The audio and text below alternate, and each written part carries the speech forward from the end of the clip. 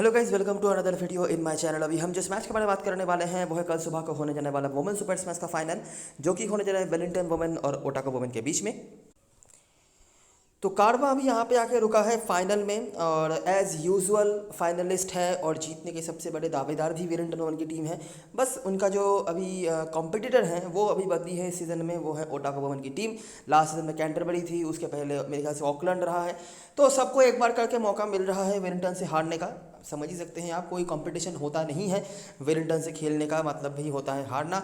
और इस सीज़न में भी वेलिंगटन फिर से बीटेबल रह चुकी हैं और एक भी मैच वो हारे नहीं है फाइनल तक। और उम्मीद यही है कि फाइनल में भी वो नहीं हारेंगे। लास्ट सीजन में फिर भी मेरे ख्याल से 2 मैच उनको हारना पड़ा था, कैंटरबरी के अगेंस्ट में, नॉर्दर्न डिस्ट्रिक्ट के अगेंस्ट में भी मेरे ख्याल से एक मैच वो हारे थे।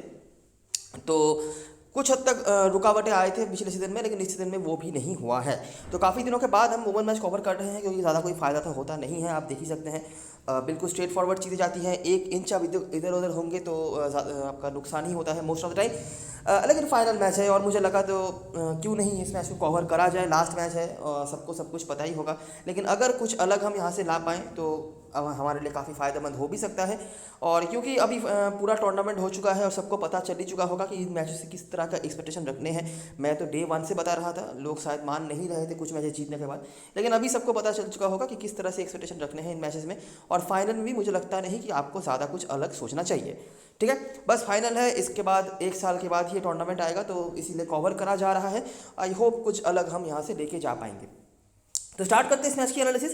सेडन पार्क हैमिल्टन में मैच हो रहा है, जो एलिमिनेटर का डे था, मतलब लास्ट जो मैच डे था वो हुआ था वुमेन मैच के हिसाब से, ग्राउंड वहाँ पे डिसाइड हुआ था। ठीक है, लेकिन ये मेंस मैच के हिसाब से ग्राउंड डिसाइड हुआ है, क्योंकि मेंस मैच में नॉर्दर्न डिस्ट्रिक्ट फाइनल होस्ट कर रही है और नॉर्दर्न डिस्ट्रिक्ट का घर होता है सेडन पार्क हैमिल्टन, तो इसीलिए इस ग्राउंड पर वुमेन मैच हो रहे हैं इस बार।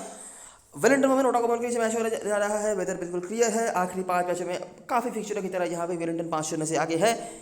तो एक बार फिर से देख लेते हैं कि क्या होता है जब ये दोनों टीमें आमने सामने होती हैं और कुछ अलग हम यहाँ से निकाल पा रहे हैं या नहीं। आखिरी कुछ मैचेस में ना आपको मिनिमम रेजिस्टेंस भी नहीं देखने को मिलेगा ओटाको की बैटिंग से।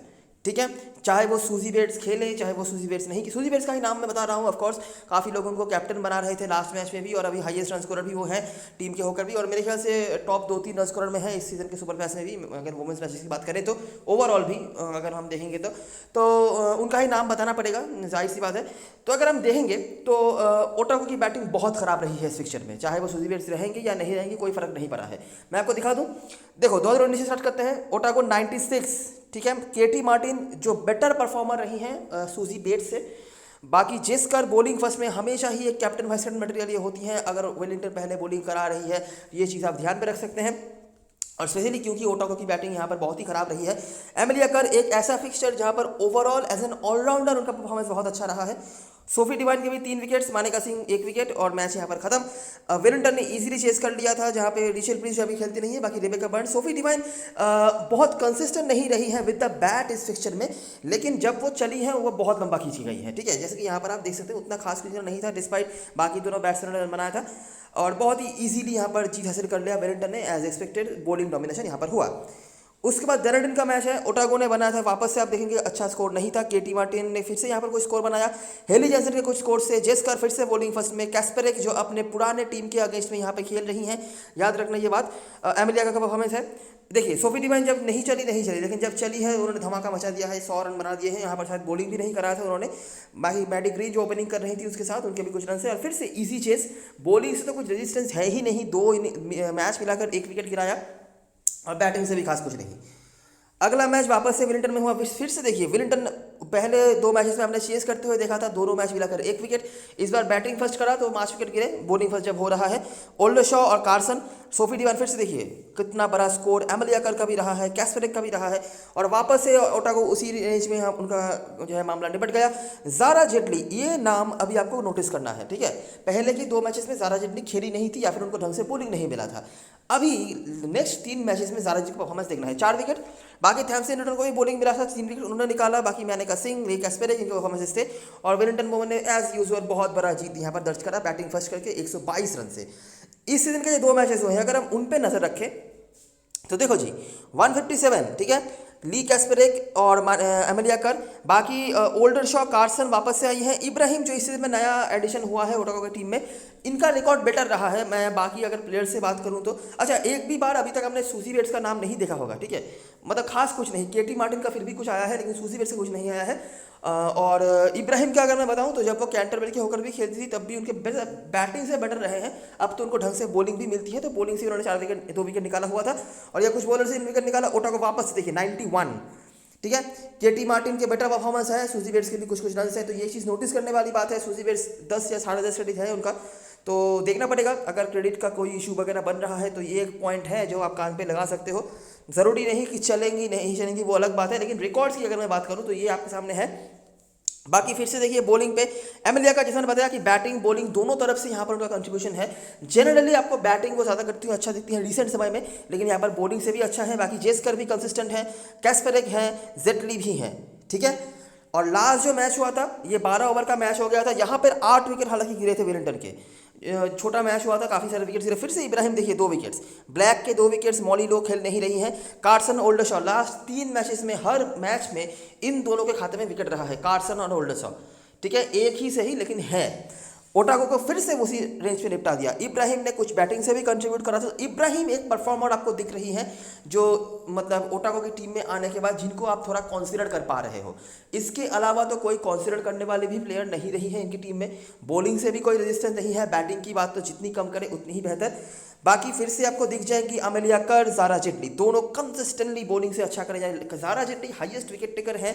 अगर मैं आखिरी 3 मैचेस की बात करूं, 8 विकेट उन्होंने निकाले हुए हैं, सबने विकेट्स निकाला है, सबको बॉलिंग मिली है। जब जिन्होंने बॉलिंग पकड़ा है, बॉल पकड़ा है, विकेट निकाला है। लेकिन ज़ारा जेटली इंडिविजुअली अगर मैं बात करूं बॉलिंग से तो ये हाईएस्ट विकेट टेकर है, सही है। बाकी कैस्परेक भी कंसिस्टेंटली अच्छा कर रही हैं, मानेका सिंह, जेस्कर, सबके यहाँ खाते में विकेट्स हैं, तो ये कोई बताने वाली बात नहीं है। ओटागो का बैटिंग बहुत ही खराब रहा है, और अभी तक अगर आप नोटिस करेंगे कि ओटागो का बैटिंग जो रहा है 2-3 प्लेयर्स के ऊपर डिपेंड कर रहा है, और 2-3 प्लेयर्स लगातार परफॉर्म भी कर रहे हैं, इसीलिए नीचे जो बैट्समैन हो रहे हैं ना उनके पास एक्सपोजर नहीं आया है मोस्ट ऑफ द फिक्सचरों में। ये एक फिक्सचर रहा है वेलिंगटन के अगेंस्ट में, जब नीचे वाले बैट्समैनों के पास अपॉर्चुनिटी आई और वो कुछ कर नहीं पाए। दोनों ही बार ये हुआ है इस सीजन में, एक बार 91 पर निपट गए, एक बार 75 पर निपट गए, और वो भी 12 ओवर में। तो वही बात है जो आप एक्सपेक्टेशन रख भी सकते हो। एक ही मैच रहा है जो आप ये वाला मैच देखोगे, ये वाला जो मैच था जब ओटागो ऑल आउट नहीं हुई है और 100 रन के पार भी उनका स्कोर गया है, नहीं तो 100 रन के भीतर 70-90 के पीछे स्कोर 10 विकेट गिर रहे हैं, कोई रेजिस्टेंस ही नहीं है। और बॉलिंग से भी केट इब्राहिम के आने के बाद थोड़ा विकेट से भी निकल रहा है ओटागो की तरफ से, नहीं तो एक आध विकेट से ही सबको संतोष करना पड़ रहा था, ठीक है। क्रिस्टल क्लियर है बातें, कोई दिक्कत वाली बात नहीं है। और वेलिंगटन फुल ऑन डोमिनेशन के यहाँ पर चल रहे हैं उनके। सोफी डिवाइन कंसिस्टेंट नहीं है बैटिंग से, जब वो चली है बहुत लंबा खींचा है उन्होंने, और जब वो नहीं चली है थोड़ा शांत। एमेलिया कर बैटिंग बॉलिंग दोनों तरफ से कंसिस्टेंट है। इसके अलावा भी जो ऑप्शंस आपके पास आ रहे हैं, ली कैस्परेक, ज़ारा जेटली, और बॉलिंग फर्स्ट में जेस्कर। क्लियर सी बात है, चलो जी। स्टोरेजन का हद कुछ नहीं है बताने के लिए, फिर भी अगर हम देखेंगे जो पुराने प्लेयर्स में से है, केटी मार्टिन हमने देखा है, थोड़ा बहुत रेजिस्टेंस उन्होंने दिखाया है। एमेलिया कर बैटिंग बॉलिंग दोनों तरफ से। ली कैस्परेक के जितने रिकॉर्ड्स आपको ओटागो की तरफ से दिख रहे हैं, ये जब तक खेलती थी ना ओटागो के होकर, ओटागो काफ़ी कंपिटिटिव थी, ठीक है, वो मैचेस जीते भी थे उस बीच में कुछ, लेकिन ली कैस्परेक के जाने के बाद उतना भी नहीं रहा है। बाकी एमेलिया कर आप देख सकते हैं 9 मैच में 22 विकेट हैं इनके खाते में। जनरली इतना आपको बॉलिंग परफॉर्मेंस देखने को नहीं मिलता है एमेलिया कर का। बैटिंग से अच्छा करती है वो, कोई दिक्कत वाली बात नहीं है, लेकिन बॉलिंग इतना उनका डोमिनेटिंग नहीं रहता है। यहाँ पर तो बॉलिंग भी उनका काफ़ी डोमिनेटिंग रहा है, और बैटिंग से भी रिकॉर्ड्स काफ़ी डिसेंट है। इवन इस सीजन में भी अगर हम बैटिंग की बात करेंगे तो ये मैच में रन नहीं बना पाई थी वो, उसके पहले वाले मैच में भी 56 उनका स्कोर था। अच्छा, तो हो गया बातें, और कुछ यहाँ पर बताने के लिए नहीं है। छोटी मोटी कुछ चीज़ें हैं जो आप फोकस कर सकते हो, और आप ज़्यादा कोई एक्सपेक्टेशन ना ही रखो तो बेहतर। ओटागो के बॉलर्स आप रख सकते हो अगर वो बॉलिंग फर्स्ट कर रहे हैं तो, लेकिन अगर वो बैटिंग फर्स्ट कर रहे हैं तो मुझे लगता नहीं कि आपको कुछ ज़्यादा एक्सपेक्टेशन इस मैच से रखना चाहिए। काफ़ी जल्दी ये मैच खत्म हो सकता है, ठीक है, अगर हम रिकॉर्ड्स की मानेंगे तो। अभी देखिए टीम में सूजी बेट्स, केटी इब्राहिम, केटी मार्टिन जैसे बड़े प्लेयर्स हैं, इनको भी पता होगा जो हमारे सामने है वो चीज़ उनके सामने भी काफ़ी दिनों से पहले होगा, ठीक है, और उसके लिए उन्होंने काफ़ी ज़्यादा प्रिपरेशन भी लेकर रखा होगा। तो क्या पता वो थोड़ा बहुत रेजिस्टेंस दिखाए, अच्छा करने की कोशिश करे। बड़ी प्लेयर्स हैं ये, और ये करने की एबिलिटी भी इनके पास है। ज़रूरी नहीं रिकॉर्ड्स बुरा है तो वो बुरा परफॉर्म ही करे जाएंगे हर मैच में, लेकिन ये रिकॉर्ड्स हैं। अगर आप कुछ देखना चाहते हो, किसी बेसिस पे चलना चाहते हो तो ये आपके पास है। अच्छा, ग्राउंड पे क्योंकि आप समझ सकते हैं ये दोनों ही टीमों का होम ग्राउंड नहीं है, और पिछले 3-4 सीजनों में मुझे बस एक एक करके ही मैच मिला है दोनों टीम्स की तरफ से, तो वो मैं आपको दिखा देता हूँ। बाकी कितना रेलिवेंट होगा वो बता पाना तो मुश्किल है। इस सीजन में एक मैच हुआ था ओटावा का, तो वहाँ पे भी सूजी बेयर्स ने परफॉर्म करा था, और ये टीम भी नॉर्थर्न डिस्ट्रिक्ट की टीम है, तो वहाँ से आप कुछ उम्मीद रख भी नहीं सकते हैं। बाकी ब्लैक लो ओल्डरशॉ इब्राहिम कार्सन, ओल्डरशॉ इब्राहिम कार्सन ऊपर भी आई थी हेड टू हेड में, यहाँ पे भी इनके खाते में विकेट्स है। ब्लैक भी बॉलिंग फर्स्ट में इफेक्टिव हो ही जाती है कभी कभार, तो वो है। और वेलिंगटन ने खेला था 2018 में लास्ट बार, और वहाँ पे भी हमें एमिलिया कट दिख रही है, 25 रन 3 विकेट्स, और वेलिंगटन ने इजीली जीत हासिल कर लिया था। बाकी कोई प्लेयर रेबेका बर्न्स है, लेकिन इनको काफ़ी नीचे बैटिंग मिल रही है, तो दिक्कत वाली बात है वही पे। बाकी और कोई यहाँ पर बताने के लिए नहीं है, ठीक है। बस तो यही चीज़ें हैं, और ज़्यादा कुछ मैं आपको बताना नहीं चाहता, कुछ समझना नहीं है यहाँ पे, मैनिपुलेट होने वाली कोई बात यहाँ पर नहीं है। प्लेइंग इलेवन की बात करें, यहाँ पर भी कोई दिक्कत वाली बात नहीं है, कोई मेजर चेंज की उम्मीद नहीं है। हमारे टीम में जो प्लेयर ज़रूर से होंगी, सोफी डिवाइन होंगी, एमिलिया कर होंगी, ली कैस्पेरेक होंगी, और उसके बाद ज़ारा जेटली, तो 1 2 यहाँ से 3 4 ये 4 हमारी टीम में ज़रूर से होंगी, और जेस्कर किधर गई, और जेस्कर भी रहेंगी, वो मैं मिस कर गया था। तो ये 5 प्लेयर्स तो होंगी ही, ठीक है। इसके साथ हम जिनको ऐड कर सकते हैं, मानेका सिंह अगर आप पॉसिबल हो आप ऐड कर सकते हो, क्योंकि देखो बॉलर सेक्शन में ये हैं, और बॉलर सेक्शन में ओटागो के बॉलर से अगर आप देख रहे हो कि वो ओटागो दूसरी टीम से बॉलिंग करा रही है, तो पॉसिबिलिटी है कि उनके बॉलर को कोई पॉइंट ही ना देखे जाए। तो मानेका सिंह आप ले सकते हो, 1 विकेट ही वो अगर लेती हैं, तो बाकी इकोनॉमिकल वो रहती है मोस्ट ऑफ द टाइम्स, तो आपके लिए काम पे आ सकती हैं। और अगर वेलिंगटन चेस कर रही है, तो आप प्लिमर के साथ भी जा सकते हो, क्योंकि अगर वो चेस कर रहे हैं तो क्या पता छोटा मोटा टारगेट मिले और वहाँ पे इजीली वो चेस कर लें, ठीक है। तो ये 6 प्लेयर्स तो होंगे, 5 से 6 प्लेयर्स, बाकी देखना पड़ेगा कि इनके टॉस के हिसाब से हम डिसीजन ले लेंगे। कैप्टन वाइस कैप्टन भी और वेलिंगटन की टीम की तरफ से ही कर सकते हैं। अगर वो बैटिंग फर्स्ट कर रहे हैं तो एमिलिया कर सोफी डिवाइन कॉम्बिनेशन के साथ जा सकते हो आप, और अगर वो बॉलिंग फर्स्ट कर रहे हैं तो जेस्कर एमिलिया कर, जेस्कर जेटली, जेस्कर डिवाइन, ऐसा आप कर सकते हो, ठीक है। ये मैं अभी बता रहा हूँ, टीम में भी बता दूंगा, कोई दिक्कत वाली बात नहीं है। अच्छा, ओटावा की तरफ से बात करें तो सूजी बेट्स, पॉली इंग्लिश तो कीपिंग नहीं कर रही हैं, केटी मार्टिन ही कर रही हैं, पॉली इंग्लिश, और उसके बाद केटी मार्टिन, इब्राहिम, हेली जेंसन, ये इनका बैटिंग ऑर्डर होगा। हेली जेंसन मेरे ख्याल से लास्ट जो हेड टू हेड मैच हुआ था वो खेली नहीं थी, लेकिन जब उन्होंने खेला भी है तब भी उन्होंने कुछ खास करा नहीं है, तो इफेक्टिव कुछ बात नहीं रही है। अभी देखिए सूजी बेट्स बहुत ज़्यादा क्रेडिट ले रही है। अगर आपको कहीं पर क्रेडिट का इशू आ रहा है तो सोचना पड़ेगा। अगर वो 10 क्रेडिट ले रही हैं, 10 क्रेडिट लेके अगर वो 30 पॉइंट देती हैं, जो भी मुझे अभी तक दिखा नहीं है सेक्शन में, एक ही बार उन्होंने 24 रन बनाया था, मैं उसको कंसिडर कर रहा हूँ, तो आपको कोई फायदा होगा नहीं अगर उसके बदले में आपको एक कुछ इंपॉर्टेंट बॉलर छोड़ना पड़े, क्योंकि 30 पॉइंट वेलिंगटन के कोई भी बॉलर्स आज के मैच में दे सकते, कल के मैच में दे सकते हैं, जो भी मिनिमम 2 ओवर बॉलिंग करेंगे, ऐसा मेरे को लग रहा है, और 1 विकेट मिनिमम देंगे, ठीक है। तो वो आपको देखना पड़ेगा, अगर क्रेडिट का इशू आ रहा है तो ये चीज़ आपको स्टेप लेना पड़ेगा। सूजी बेट्स वैसे तो हमारे टीम में होनी चाहिए अगर क्रेडिट का इशू नहीं आता है तो। बाकी केटी इब्राहिम होंगी, और बाकी ओटागो अगर बॉलिंग फर्स्ट कराती है तो हमारे लिए ईजी हो सकता है, क्योंकि तब हमें पता है कि कौन से प्लेयर्स को हमें ज़्यादा फोकस करना है, तो एमा ब्लैक उस सिचुएशन में हम ले सकते हैं। बाकी केटी मार्टिन कीपर सेक्शन में होंगी, कोई दिक्कत वाली बात वहाँ पर नहीं है, ये डिफॉल्ट कीपर हो जाएंगी। ईडन कार्सन, ओल्डरशॉ में से अगर पॉसिबल हो एक को ले लेना, ये कॉन्सिस्टेंट विकेट्स ले रही हैं। ईडन कार्सन मैं हमेशा कहता हूं कि इनको ड्रॉप करना हमेशा रिस्की होता है, क्योंकि इनके पास एबिलिटी है कि ये बंच में विकेट ले, ठीक है। और सूजी बेट्स आप चौथे प्लेयर के तौर पे ले सकते हो अगर आपके पास क्रेडिट का इशू नहीं आ रहा है। नहीं, मैं क्यों कह रहा हूं बार बार सूजी बेट्स के बारे में, क्योंकि यही एकमात्र बैट्समैन है, किसी को कोई ले नहीं ले, इनको सभी लेंगे, ठीक है। मैं मानता हूँ कैप्टन वाइस कैप्टन कोई नहीं बनाएगा, लेकिन इनको लेंगे सभी, और हाईएस्ट रन स्कोरर भी चल रही हैं, और बहुत ही बड़ी प्लेयर है ये, लेकिन रिकॉर्ड्स थोड़े से खराब हैं इनके, तो इसीलिए, और ओवरऑल ओटागो की बैटिंग का रिकॉर्ड खराब है, इसीलिए थोड़ा सा मैं कह रहा हूँ, अगर आप चाहो तो देख सकते हो। बाकी बड़ी प्लेयर है, किसी भी दिन पासा पलट सकती हैं, ये एबिलिटी भी इनके पास है। कैप्टन वाइस कैप्टन चॉइस की बात करें तो इब्राहिम, सूजी बेट्स, इन दोनों के आसपास लोग जा सकते हैं, अगर कोई कुछ करे तो इब्राहिम को लोग वाइस कैप्टन बना सकते हैं, इससे ज़्यादा मुझे उम्मीद नहीं है। और वेलिंगटन की तरफ से एमिलिया कर, डिवाइन, इन दोनों के आसपास लोग जाएंगे। उसके बाद अगर बॉलिंग फर्स्ट होती है तो काफ़ी लोगों के कैप्टन मैं नहीं मानता हूँ कोई बनाएगा, लेकिन वाइस कैप्टन काफ़ी लोग बना सकते हैं जेस्कर को, और कैस्पेरेक के भी रिकॉर्ड्स बहुत ही डिसेंट है। कुछ लोग शायद इनको छोड़ने का सोच सकते हैं क्रेडिट के इशू की वजह से, ऑलराउंडर में काफ़ी जैम होने जा रहा है क्योंकि इसीलिए, लेकिन हमारी टीम में ज़रूर से होंगी। बाकी ज़ारा जेटली बहुत ही बढ़िया रिकॉर्ड है इनका बॉलिंग पे, आखिरी 3 मैचों में 8 विकेट इन्होंने निकाले हैं, एक में 4 विकेट भी हैं, और काफ़ी पॉइंट्स ये दे रही है। मतलब अगर आप देखेंगे ना, इस सीजन में भी ओटागो के अगेंस्ट मिनिमम 70 पॉइंट्स उन्होंने दिया है, 2 विकेट तो आपको ऐसे दिख रहा है, लेकिन जैसा मैं बता रहा हूँ कि इकोनॉमी के बोलने सारे बॉलर्स देखे जा रहे हैं, तो वो तो उनके पास है ही, और काफ़ी ये एक्यूरेट बॉलर है। इनके जो विकेट्स आते हैं ना, मोस्टली आप देखेंगे कि इनके विकेट्स LBW और बोल्ड वगैरह आते हैं, ये बहुत ज़्यादा कैश आउट वगैरह, स्टैम्प आउट वगैरह इनकी बॉलिंग में आपको देखने को नहीं मिलता है। तो ये एक बोनस ज़्यादा जनरली हमेशा प्रोवाइड करती हैं। हालांकि स्मॉल लीग में आप शायद नहीं रिस्क लेना चाहोगे, लेकिन बड़ी लीग खेल रहे हो ना, इनके ऊपर डेफिनेटली ट्राई करना है कैप्टन वाइस कैप्टनसी के लिए। और उसके बाद मैडी ग्रीन का ऑप्शन है, एक और प्लेयर है जिनके ऊपर आप चांस ले सकते हो, स्पेशली बैटिंग सेकंड में। अच्छा, तो मैंने इस तरह का टीम बनाया है। वैसे तो यहाँ पे काफ़ी क्रेडिट्स अलग हैं, जिस साइड पे हम मेजरली खेलते हैं वहाँ से। तो वहाँ पे अगर ये टीम आप बनाओगे, पर्टिकुलरली यही टीम, तो 100 क्रेडिट्स में आ जाएगा, ठीक है। अभी ये टीम बुरा नहीं है, लेकिन एक प्रॉब्लम ये होगा, अगर ओटागो पहले बॉलिंग कराती है तो ये टीम आपके शायद काम पे नहीं भी आ सकता है। तो तब हम क्या करेंगे, अगर ओटागो पहले बॉलिंग कराती है, आपको यहाँ से मानेका सिंह को हटाना है, ठीक है। मानेका सिंह, या फिर अगर आप रिस्क ले सकते हो तो जेस्कर को ऊपर रिस्क ले सकते हो। क्योंकि जेस्कर मैं क्यों नहीं सजेस्ट कर रहा, क्योंकि जेस्कर बैटिंग का भी क्वेश्चन देते हैं। तो मानेका सिंह को हटा दो, ठीक है, मानेका सिंह को हटा दो। हटा के यहाँ पे एमा ब्लैक को आप ले सकते हैं, ठीक है। एमा ब्लैक, ईडन कार्सन का भी ऑप्शन है, इन दोनों में से किसी एक को ले सकते हैं।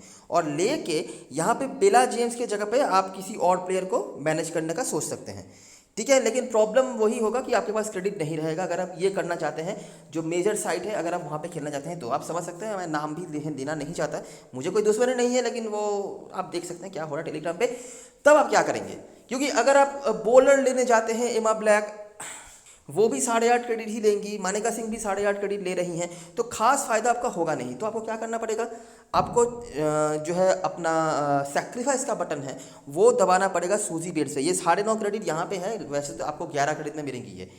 तो 11 क्रेडिट दे के आपको डिसीजन लेना पड़ेगा कि आप क्या 11 क्रेडिट दे के एक ऐसे प्लेयर को लेना चाहेंगे जो अभी तक तो उनके रिकॉर्ड्स अच्छे नहीं हैं। एक चीज़ याद रखना, फाइनल मैच है, कोई मतलब ऐसी वैसी प्लेयर्स नहीं होंगी दोनों ही टीमों की तरफ से। सबके पास एबिलिटीज़ हैं, किसी को एक्सपोजर मिला है, किसी को नहीं मिला है। तो इस स्टेज में आके मैं किसी को अंडर एस्टिमेट नहीं कर रहा, लेकिन आपको टीम बनाना है 100 क्रेडिट्स के भीतर, है ना। तो आप क्या करोगे, तो आपको ये कुछ करना पड़ेगा। अब मैं क्यों कह रहा हूं कि अगर वेलिंगटन बैटिंग फर्स्ट करे तो आप एक्स्ट्रा बैट्समैन लेके चल सकते हो। देखो, ये बैकफायर भी कर सकता है, ठीक है। अगर आप 9.5 क्रेडिट दे के मैडी ग्रीन को लेते हो और वो फेल हो जाती हैं, तब बहुत बड़ा दिक्कत खड़ा हो सकता है। तो आप रिगार्डलेस ऑफ टॉस भी ये टीम रख सकते हो, यहाँ पे भी कोई दिक्कत नहीं है। लेकिन अगर आपको कुछ स्पेसिफिकली करना है, क्या पता ओटागो के कोई डेथ बॉलर्स आके एंड में जाके 2 विकेट जल्दी निपट जाए, जो एमा ब्लैक ने करा भी हुआ है। तो उस सिचुएशन में आपको वो काफ़ी अच्छे पॉइंट्स देके जा सकती हैं, ठीक है। इसीलिए मैं कह रहा हूँ कि एमा ब्लैक को आप यहाँ पे ऐड कर सकते हो अगर ओटागो बॉलिंग फर्स्ट करे। बाकी ये सूजी बेट्स और बेला जेम्स का जो स्लॉट है, अगर आप चेंज करना चाहते हो कर सकते हो, नहीं करना चाहते हो मत करो। लेकिन मेरा सजेशन ये होगा कि बैटिंग फर्स्ट में आप अगर एक्स्ट्रा बैट्समैन लेके चलते हो तो दिक्कत नहीं होना चाहिए, ठीक है। बाकी रिगार्डलेस ऑफ टॉस भी ये मुझे लगता है कॉम्बिनेशन सही है। 7-4 नहीं तो सही, 6-5 ही सही, लेकिन कॉम्बिनेशन सही बनेगा, ठीक है। कैप्टन वाइस कैप्टन चॉइस की बात करते हैं। आपको अगर कोई रिस्क नहीं देना है और अगर वेलिंगटन बैट फर्स्ट भी कर रही है, तो आप सोफी डिवाइन के कैप्टन और एमिलिया कर को वाइस कैप्टन कर सकते हो। या फिर वाइस कैप्टनसी के लिए ज़रा जेटली भी ऑप्शन है, कैस्पेरिक भी ऑप्शन है। ये वाइस कैप्टनसी के लिए अच्छी ऑप्शन है रिगार्डलेस ऑफ टॉस। और अगर वेलिंगटन पहले बॉलिंग करा रही है तो आप जेस्कर के साथ भी जा सकते हो। लेकिन याद रखना, सोफी डिवाइन अपने कोटे का पूरा ओवर करवा रही हैं, इंक्लूडिंग डेथ ओवर की बॉलिंग। तो वो एक हमेशा ही चांस बना के रखती हैं इजी पॉइंट्स कलेक्ट करने का। तो इनको कैप्टन वाइस कैप्टन से हमेशा, मतलब कैप्टन या वाइस कैप्टन कोई एक बना के रखना, इनकेस अगर वो ज़्यादा पॉइंट दे देते हैं तो आपका नुकसान ज़्यादा नहीं हो। बाकी रिगार्डलेस ऑफ एनीथिंग, अगर आपको कोई टेंशन नहीं लेना है, आप सोफी डिवाइन को कैप्टन बना के भी बाकी चीज़ें कर सकते हो। लेकिन मेरा लॉजिकल जो कंक्लूजन होगा, अगर वेलिंगटन पहले बैट कर रही है, आपको कोशिश करना चाहिए केट इब्राहिम के साथ एक और बॉलर ऐड करने का, और कैप्टन वाइस कैप्टन एमिलिया कर और हमारे डिवाइन को बना सकते हो। पंट्स में आएंगी कैस्पेरिक, जिनके काफ़ी अच्छे रिकॉर्ड्स रहे हैं, लेकिन पॉइंट्स का ही वो मामला होगा, छोटा मोटा कोई वही डिफरेंस होगा। जेस्कर बॉलिंग फर्स्ट में और Zara Jaitley regardless of toss आप इनके ऊपर देख सकते हो, ठीक है। तो ये रही सारी चीज़ें और सारी एनालिसिस। वीडियो को पसंद आया हो तो लाइक ज़रूर करना, सब्सक्राइब कर लेना चैनल को, टेलीग्राम चैनल पे ज़रूर ज्वाइन हो जाना, क्योंकि लास्ट में सारी अपडेट्स वगैरह वहीं पे आने वाली हैं। तब तक के लिए best luck for this match and goodbye for now.